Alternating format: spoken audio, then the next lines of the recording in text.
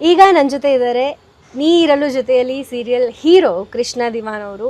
ಅವ್ರಿಗೆ serial experience ಹೇಗಿದೆ, serial set ಹೇಗಿದೆ, ಕೃಷ್ಣ ಆಗಿ ಅವ್ರು ಯಾವ ರೀತಿ ಎಕ್ಸ್ಪೀರಿಯನ್ಸ್ ಮಾಡ್ತಾ ಇದ್ದಾರೆ ಎಲ್ಲ ಕೇಳೋಣ ಬನ್ನಿ.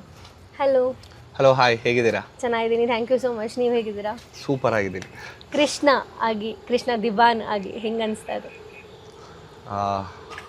ತುಂಬ ಖುಷಿ ಆಗ್ತಿದೆ. It's a fun character to play and ಕಥೆಯಲ್ಲಿ ಇವಾಗ ಬರ್ತಿರೋ ಟ್ವಿಸ್ ಪ್ರಕಾರ ಒಂಥರ ಒಂದು ಏನಂತಾರೆ, ಒಂದು ಸಂದಿಗ್ಧ ಪರಿಸ್ಥಿತಿ ಅಂತಾರಲ್ಲ, ಆ ಥರ ಒಂದು ಸಿಚುವೇಷನಲ್ಲಿ ಸಿಕ್ಕಾಕೊಂಡಿದ್ದೀನಿ. I think all serial leads, heroine ಆಗಲಿ ಈ ಥರ ಒಂದು ಸಿಚುವೇಷನಲ್ಲಿ ಇದ್ದೇ ಇರ್ತಾರೆ. ಸೊ ಆ ಸಿಚುವೇಷನಲ್ಲೇ ಹೋಗ್ತಾ ಇದೆ ಈಗ ಸದ್ಯಕ್ಕೆ. ಸೊ ನೀವಾಗಲೇ ಮಾತಾಡ್ತಾ ಹೇಳ್ತಾ ಇದ್ರಿ almost about to reach 400 episodes ಅಂತ. 300 ಆಲ್ಮೋಸ್ಟ್ ಮೇಲೆ ಜಾಸ್ತಿ ಎಪಿಸೋಡ್ ಶೂಟ್ ಮಾಡಿದ್ದೀರ. ಸೊ ಬೇಸಿಕಲಿ ಇವಾಗ ಯಾರ್ಯಾರ ಕೆಮಿಸ್ಟ್ರಿ ಹೆಂಗಿದೆ ನಿಮ್ಗೆ ಅರ್ಥ ಆಗ್ಬಿಟ್ಟಿರುತ್ತೆ. ನಿಮಗೂ ಒಳ್ಳೆ ಕೆಮಿಸ್ಟ್ರಿ ಇರುತ್ತೆ ಆರ್ಟಿಸ್ಟ್ಗಳ ಜೊತೆ.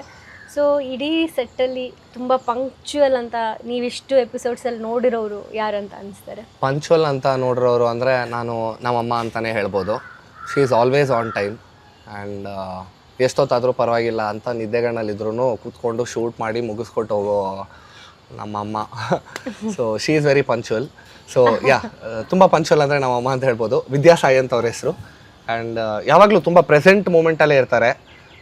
ಡೈಲಾಗ್ನ ಯಾವತ್ತೂ ಮರೆಯೋದಿಲ್ಲ, ಲೇಟಾಗಿ ಬರೋದಿಲ್ಲ, like everything she is on point. Okay. ತುಂಬ ಸೆಟ್ಟಲ್ಲಿ ನಿದ್ದೆ ಮಾಡಿ ಟೈಮ್ ವೇಸ್ಟ್ ಮಾಡೋರು ಯಾರಾದರೂ ಇದ್ದಾರಾ? ನಿದ್ದೆ ಮಾಡಿ ಟೈಮ್ ವೇಸ್ಟ್ ಮಾಡೋರು ಅಂದರೆ ನಮ್ಮ ಸೀರಿಯಲಲ್ಲಿ ವಿಲನ್ ಆಗಿ ಮಾಡ್ತಿದ್ದಾರೆ ಹರೀಶ್ ಅಂತ. ನಾನು ಯಾವಾಗ ನೋಡಿದ್ರು ಅವರು ದಿನಕ್ಕೆ 1-2 ಪಿಕ್ಚರ್ ನೋಡಿರ್ತಾರೆ ಮಲ್ಕೊಂಡು ಸೆಟ್ಟಲ್ಲಿ. ಸೊ ನಂಗೆ ಗೊತ್ತಿರೋಂಗೆ ತುಂಬ ನಿದ್ದೆ ಮಾಡಿಕೊಂಡು, ಬಟ್ ಯಾವಾಗಲೂ ಪ್ರೊಫೆಷ್ನಲ್ ನಾನು ಅಂತ ಹೇಳೋದು ಅವರೊಬ್ಬರೇ ಅನಿಸುತ್ತೆ. ತುಂಬ ತಿನ್ನೋದು ಯಾರು ಸೆಟ್ಟಲ್ಲಿ? ತುಂಬ ತಿನ್ನೋದು ಅಂದರೆ ನಮ್ಮ ಹೀರೋಯಿನ್ ಅಂತಲೇ ಅನಿಸುತ್ತೆ. ಯಾಕಂದರೆ ನಾನು ನೋಡಿರೋ ಪ್ರಕಾರ ನಾವೆಲ್ಲರೂ 3 ಬಾಕ್ಸ್ ತೊಗೊಂಬರ್ತೀವಿ, ಬ್ರೇಕ್ಫಾಸ್ಟ್, ಲಂಚ್ ಆ್ಯಂಡ್ ಡಿನ್ನರ್. ನಮ್ಮ ಅಕ್ಕ ಬಂದು 5 ಬಾಕ್ಸ್ ತೊಗೊಂಬರ್ತಾರೆ. ಅವ್ರಿಗೆ ಹೀರೋಯಿನು 11 ಗಂಟೆಗೆ ಒಂದು ಊಟ ಇರುತ್ತೆ, 5 ಗಂಟೆಗೆ ಒಂದು ಊಟ ಇರುತ್ತೆ. ಅವಳು ಮಾತ್ರ ಯಾವಾಗ ನೋಡಿದ್ರು ಏನಾದರೂ ಒಂದು ತಿಂತಾನೆ ಇರ್ತಾಳೆ. ಬಟ್ ಹೆಲ್ತಿ ಈಟರ್, ತಿಂತಾನೆ ಇರ್ತಾಳೆ. ವೆಯ್ಟ್ ಗೇನ್ ಅಂತೂ ಆಗೋದೇ ಇಲ್ಲ. ಸಣ್ಣಕ್ಕೆ ಅದೇ ಶೇಪ್ನ ಮೇಂಟೈನ್ ಮಾಡ್ತಾಳೆ, ಆದರೆ ಯಾವಾಗಲೂ ತಿಂತಾ ಇರ್ತಾಳೆ. ಓಕೆ. ತುಂಬ ಚೆನ್ನಾಗಿ ಕುಕ್ ಮಾಡ್ಕೊಂಡು ಬರ್ತಾರಾ? ನೀವೆಲ್ಲ ಶೇರ್ ಮಾಡಿದ್ದೀರಾ ಫುಡ್ಡು? ಹಾಂ, ಎಸ್. ನಮ್ಮ ಸೆಟ್ಟಲ್ಲಿ ಮೋಸ್ಟ್ ಆಫ್ ದೆಮ್ ಎಲ್ಲರೂ ಮನೆಯಿಂದಾನೇ ಊಟ ತೊಗೊಂಬರ್ತಾರೆ. ಸೊ ನಾವೆಲ್ಲರೂ ಊಟಕ್ಕೆ ಕೂತಾಗ we have a habit of ನಿಮ್ಮ ಮನೆಯಿಂದ ಏನು ತಂದಿರಾ, ನಮ್ಮ ಮನೆಯಿಂದ ಏನು ತಂದಿದ್ದೀವಿ ಅಂತ ಎಲ್ಲರೂ ಹಂಗೆ ಶೇರ್ ಮಾಡಿಕೊಂಡು ತಿನ್ನೋ ಒಂದು ಆಂಬಿಯನ್ಸ್ ಸೆಟ್ ಆಗಿದೆ. ಒಂದು ಫ್ಯಾಮಿಲಿ ವೈಬ್ ಇದೆ. ಒಂದು ಟೇಬಲ್ ಮೇಲೆ ಯಾವಾಗಲೂ ಮನೆ ಊಟನೇ ಇರುತ್ತೆ. ಓಕೆ. ಸೊ ಎಲ್ರಿಗೂ ಜೊತೆ ಬಾಂಡಿಂಗ್ ಆಗಿದೆ ಈಗ. ಎಸ್. ಕಾಂಟ್ರಾಕ್ಟ್ ಮ್ಯಾರೇಜ್ ಅಂತ ಹೇಳ್ತಾ ಇದ್ರಿ. ಈಗ ಸೀರಿಯಲ್ ಕಥೆಗೆ ಬರೋದಾದರೆ ಕಾಂಟ್ರಾಕ್ಟ್ ಮ್ಯಾರೇಜ್ ಬಗ್ಗೆ ನಿಮ್ಮ ಒಪಿನಿಯನ್ ಈಗ? Because most of the serials ಈಗ ಕಾಂಟ್ರಾಕ್ಟ್ ಮ್ಯಾರೇಜ್ ನೋಡ್ತಾನೆ ಇರ್ತಿದ್ವಿ ಇತ್ತೀಚೆಗೆ, ಫಿಲ್ಮ್ಸಲ್ಲೂ. ಏನು ಅನಿಸುತ್ತೆ? ಸೊ ಕಾಂಟ್ರಾಕ್ಟ್ ಮ್ಯಾರೇಜ್ ಅಂದರೆ ನಮ್ಮದು ಏನಕ್ಕೆ ಕಾಂಟ್ರಾಕ್ಟ್ ಮ್ಯಾರೇಜ್ ಅಂತ ಸ್ಟಾರ್ಟ್ ಆಯಿತು ಅಂದರೆ, ಫಸ್ಟ್ ಆಫ್ ಆಲ್ ನಾನು ರಚನಾ ಅಂತ ಒಂದು ಹುಡುಗಿನ ಪ್ರೀತಿಸಿ ಮದುವೆ ಆಗಿದ್ದೆ. ನಮ್ಮ ಮನೆಯವ್ರಿಗೆಲ್ಲ ಅವಳು ತುಂಬ ಇಷ್ಟ ಆಗಿದ್ಲು. ಆ್ಯಂಡ್ ಕಥೆಲೂ ಯಾವಾಗ ವಿಲ್ಲನ್ಗೂ ಅವಳಿಗೂ ಟಕ್ಕರ್ ಆಗೋಕ್ಕೆ ಸ್ಟಾರ್ಟ್ ಆಯಿತು, ಸಂದರ್ಭಗಳಿಂದ ಆ್ಯಂಡ್ ಸರ್ಟನ್ ಇನ್ಸಿಡೆಂಟ್ಸಿಂದ ಒಂದು ಆ್ಯಕ್ಸಿಡೆಂಟಲ್ಲಿ ಅವಳು ತೀರ್ಕೋತಾಳೆ.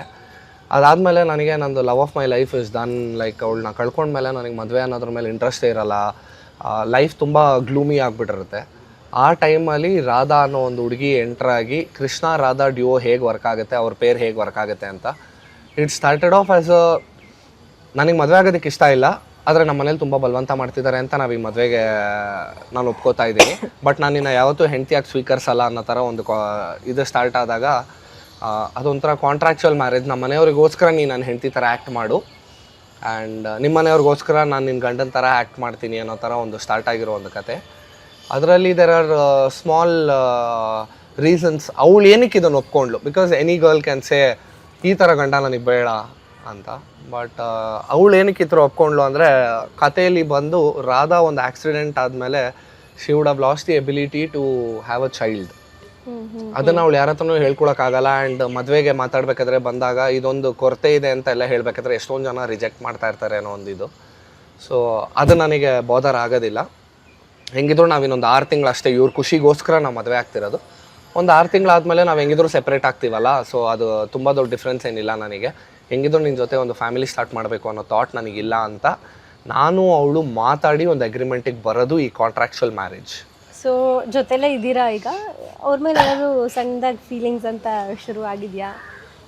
ಸಣ್ಣದಾಗಿ ಫೀಲಿಂಗ್ಸ್ ಅಂತ ಶುರು ಇನಿಷಿಯಲ್ ಆಗಿ ಇರಲಿಲ್ಲ. ಆಬ್ವಿಯಸ್ಲಿ ನಾನು ಅವಳು ತುಂಬ ಆಪೋಸಿಟ್ ಆಗಿದ್ವಿ. ಈ ಹುಡುಗಿ ಏನಕ್ಕೆ ಎಲ್ಲ ಒಂದು ನಂದು ಏನೇ ಒಂದು ಚೋರ್ ಇದ್ರು, ಇವಾಗ ನಾನು ಆಫೀಸ್ಗೆ ಹೋಗ್ತಾ ಇದ್ದೀನಿ ಅಂದರೆ ನಾನು ಬ್ಯಾಗ್ ರೆಡಿ ಮಾಡೋದಾಗಲಿ ಇಲ್ಲ ನನಗೆ ಊಟ ಪ್ರೆಪ್ ಮಾಡೋದಾಗಲಿ ಈ ಥರ ಎಲ್ಲ ಸ್ಟಾರ್ಟ್ ಮಾಡಿದಾಗ ಇವಳು ಏನಕ್ಕೆ ತುಂಬ ಹೆಂಗಿದ್ರು 6 ತಿಂಗಳಲ್ಲಿ ಮುಗ್ದೋಗುತ್ತಲ್ಲ, ಏನಕ್ಕೆ ಈ ಥರ ಮಾಡ್ತಿದ್ದಾಳೆ ಅನ್ನೋ ಒಂದು ಥಾಟ್ ಸ್ಟಾರ್ಟ್ ಆಗಿತ್ತು. But with time I realised she is a genuine person. She just ಅವಳು 6 ತಿಂಗಳಿದ್ರು she wants to experience that feeling of being married to somebody ಅಂತ. She turned out to be a very innocent, hard working and good girl.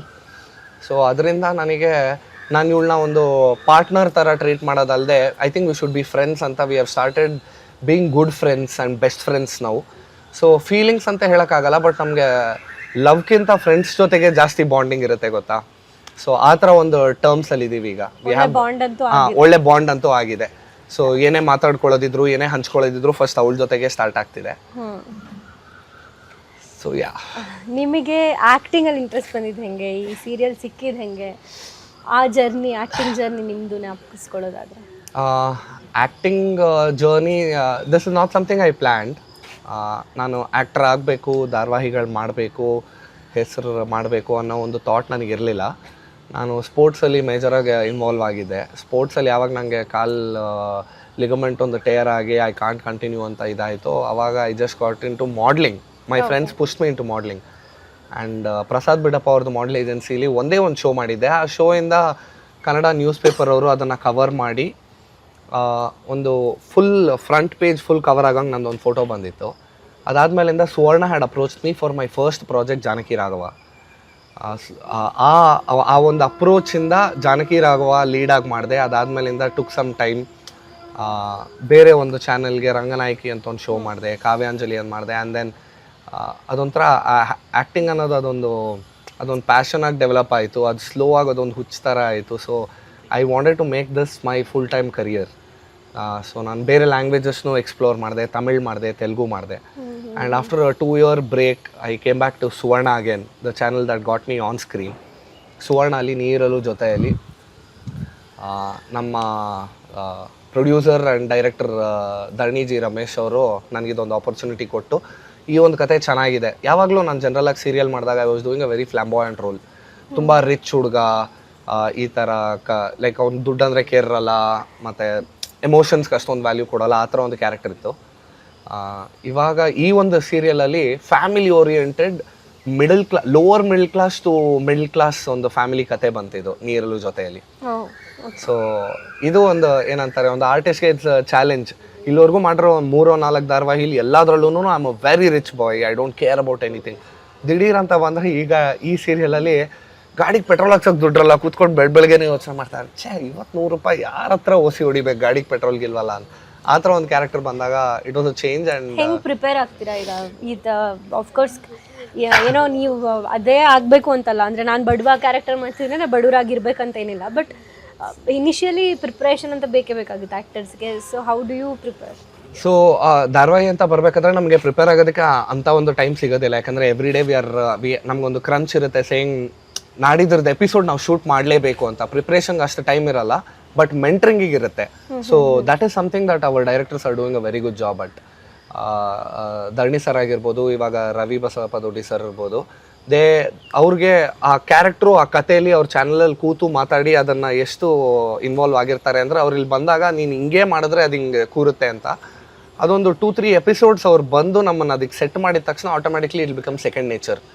ನಾವು ಮಾತಾಡೋದಾಗಲಿ, ನಾವು ಹೇಗೆ ಮಾತಾಡ್ತೀವಿ. So preparation is not a thing that we do before ಇದು. It is something we develop over a period of time. For serials S.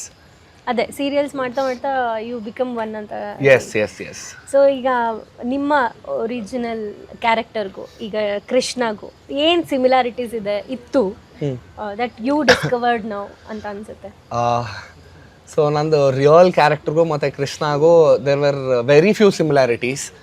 ಯಾಕಂದರೆ Krishna very few similarities because the complete story ಬಂದು was based on ದುಡ್ಡಿದೆ, ಅವ್ನು ಹೇಗಿರ್ತಾನೆ, ದುಡ್ಡು ಇಲ್ಲದೆ ಇದ್ದಾಗ ಅವ್ನು ಹೇಗಿರ್ತಾನೆ ಅನ್ನೋ ಥರ. ಆ್ಯಂಡ್ ನಾನು ಯಾವತ್ತೂ I was never a person saying ಅಯ್ಯೋ ₹50 ಇಲ್ವಲ್ಲ ಪೆಟ್ರೋಲ್ ಹಾಕ್ಸೋದಕ್ಕೆ, ಈ ಥರ I was never there touch wood I was never there. But ಈ ಕ್ಯಾರೆಕ್ಟರ್ ಅಂತ ಬಂದಾಗ I realise so many things that real ಲೈಫಲ್ಲಿ ನಮ್ಮ ಜನ ಮಿಡ್ಲ್ ಕ್ಲಾಸ್ ಬಾಯ್ಸ್ ಏನು ಎಕ್ಸ್ಪೀರಿಯನ್ಸ್ ಮಾಡ್ತಾರೆ, ಮತ್ತು ಏನಾದರೂ ಖರ್ಚು ಮಾಡೋದಕ್ಕಿಂತ ಮುಂಚೆ ಹೇಗೆ ಯೋಚನೆ ಮಾಡ್ತಾರೆ.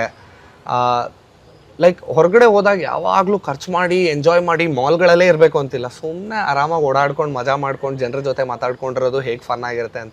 ಸೊ ತುಂಬ ಸಿಮಿಲಾರಿಟೀಸ್ ಇಲ್ಲ, ತುಂಬ ಡಿಫ್ರೆನ್ಸಸ್ ಇತ್ತು. ಆ ಡಿಫ್ರೆನ್ಸಸ್ಸಿಂದ I think Krishna has changed and shaped Pavan Ravindra into being a different person. ಏನಾದರೂ ಅದು ಇನ್ಫ್ಲುಯೆನ್ಸ್ ಮಾಡಿದೆಯಾ ನಿಮ್ಮ ಡೈಲಿ ಲೈಫ್ಗೆ? ನಾನು ಕೃಷ್ಣನ್ ಥರ ಬಿಹೇವ್ ಮಾಡ್ತಿದ್ದೀನಿ ಅಂತ ಅನಿಸಿದ್ಯಾ? ತುಂಬ ಅನಿಸಿರೋದಿದೆ. ನಾನು ಮುಂಚೆ ಎಲ್ಲ ಶೂಟ್ ಮುಗಿಸ್ಕೊಂಡು ಮನೆಗೆ ಹೋಗಿದ ತಕ್ಷಣ I would be so tired, ಹೋಗಿ ಊಟ ಮಾಡಿ ಮಲ್ಕೋತಾ ಇದ್ದೆ. ತುಂಬ ಇಂಟ್ರಾಕ್ಷನ್ ಇರ್ತಿರ್ಲಿಲ್ಲ. But now days it is more like ಮನೆಗೆ ಹೋಗಿದ ತಕ್ಷಣ ಫಸ್ಟ್ ಕೂತು ಇವತ್ತು ಏನೇನು ನಡೀತು ಅಂತ ಮನೇಲಿ ಎಲ್ಲರ ಜೊತೆ ಮಾತಾಡಿ, ಅದ್ರ ಬಗ್ಗೆ ನಕ್ಕಿ, ಅದ್ರ ಬಗ್ಗೆ ಡಿಸ್ಕಷನ್ ಮಾಡಿ, ನಮ್ಮ ಮನೆಯವ್ರು ಅವ್ರ ಸಜೆಷನ್ ಹೇಳಿ, ಇವತ್ತಿನ ಎಪಿಸೋಡಲ್ಲಿ ಹಿಂಗಾಯಿತು ಅಂತ ಮಾತಾಡಿ. ಸೊ ಒಂದು ಫ್ಯಾಮಿಲಿ ಅನ್ನೋ ಒಂದು ಮಿಡ್ಲ್ ಕ್ಲಾಸ್ ಬಾಂಡ್ ಅನ್ನೋದನ್ನು ನನಗೆ ಅದು ಒಂದು 2 ಇಯರ್ಸಿಂದ, ಒಂದು 1.5 to 2 ಇಯರ್ಸಿಂದ ಈ ಸೀರಿಯಲ್ ಮಾಡ್ತಾ ಇರೋದ್ರಿಂದ I think I become very close to my family that I share everything with them. So that has change. Before I was not like that, because ಈಗಿನ ಜನ್ರೇಷನಲ್ಲಿ we have very few interactions. ಏನಾದರೂ ಬೇಕಿದ್ರೆ ಮಾತ್ರ ಮಾತಾಡ್ತೀವಿ, ಇಲ್ಲದ್ರೆ ಏನಾದರೂ help ಬೇಕಿತ್ತಾ, ಏನಾದರೂ ಆಗಬೇಕಿತ್ತಾ, ಆ ಥರ ಇತ್ತು. But now it is different. I think with time we all mature and we age ಅಲ್ಲ. So that maturity and that this one was brought about by Krishna, I guess. ಜನದ ರಿಯಾಕ್ಷನ್ ಹೆಂಗಿದೆ? ಬಿಕಾಸ್ ಆಲ್ರೆಡಿ 300+ ಎಪಿಸೋಡ್ಸ್ ಆಗಿದೆ ಈಗ. So obviously ಒಂದು set of people ನಿಮಗೆ ಅಂತ fans ಆಗೇ ಇರ್ತಾರೆ. ಸೊ ಅವ್ರ ರಿಯಾಕ್ಷನ್ ಸಿಗಿದೆ, ಹೆಂಗೆ ಅಕ್ಸೆಪ್ಟ್ ಮಾಡಿದ್ದಾರೆ, ಹೆಂಗೆ ರಿಯಾಕ್ಟ್ ಮಾಡ್ತಾ ಇದ್ದಾರೆ? ಸೊ ಈ ಕೃಷ್ಣ ಕ್ಯಾರೆಕ್ಟರ್ ಬಂದು ಜನರಿಗೆ ತುಂಬ I become a very friendly character. ಮುಂಚೆ ಮಾಡ್ತಿದ್ದ ಕ್ಯಾರೆಕ್ಟರ್ಗಳಲ್ಲಿ ಅವನೇ ಆ ಧಾರಾವಾಹಿ ಹೀರೋ ಅಂತ ಮಾತಾಡ್ತಾ ಇದ್ರು. ಬಟ್ ನಾವು it has become like Krishna Krishna ಅವನು ಲಕ್ಕಿ ಚಾಮ್ ಅಂತ ಹಿಂಗೆ ಸೈಡಿಂದ ಕರೆದ್ಬಿಟ್ಟು ನಾನು ತಿರುಗಿ ನೋಡ್ತಾ ಇರ್ತೀನಿ ಯಾರು ಕರಿತಾ ಇದ್ದಾರೆ ಅಂತ. ಬಿಕಾಸ್ ದೇನೋ ಕ್ಯಾರೆಕ್ಟ್ರಲ್ಲೂ ಅವ್ನು ತುಂಬ ಕೌಂಟರ್ಸ್ ಕೊಟ್ಟು ಫನ್ನಿಯಾಗಿ ಮಾತಾಡ್ಕೊಂಡಿರ್ತಾನೆ. ರಿಯಲ್ ಲೈಫಲ್ಲೂ ಅವ್ನು ಹಂಗೆ ಅಂತ ಒಂದು ಅನ್ಕೊಳಕ್ಕೆ ಸ್ಟಾರ್ಟ್ ಮಾಡಿದ್ದಾರೆ. ಮುಂಚೆ it was very ego and self esteem driven. ಅವಾಗ ಇವ್ರು ಮಾತಾಡ್ತಾರೋ ಇಲ್ವೋ ಅನ್ನೋ ಒಂದು ಥಾಟ್ ಇರ್ತಿತ್ತು ಜನರಿಗೆ. ಬಟ್ ನಾವು ಇವಾಗ they think I am very approachable. ಖುಷಿಯಾಗಿ ಬಂದು ಮತ್ತೆ ಸರ್ ನಾನು ನಿಮ್ಮ ಧಾರಾವಾಹಿ ನೋಡ್ತಾ ಇದ್ದೀನಿ ಸರ್, ನಮ್ಮ ಮನೇಲಿ ತುಂಬ ಚೆನ್ನಾಗಿ ಇಷ್ಟಪಡ್ತಾರೆ ಸರ್, ಚೆನ್ನಾಗಿ ಮಾತಾಡ್ತೀರಾ ಸರ್ ನೀವು, ತುಂಬ ಜೋವಿಯಲ್ ಆಗಿರುತ್ತೆ ಅಂತ. Yes they love it and even I love the approach.